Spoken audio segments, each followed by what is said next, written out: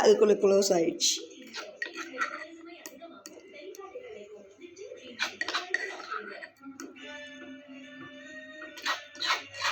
Hair dye ready ஆகிடுச்சி.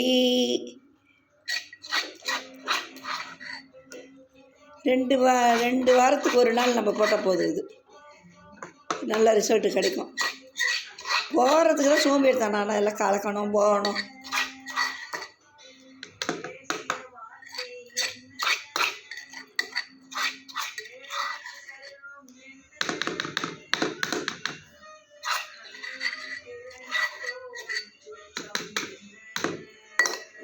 அப்படியே இதை மூடிடும்.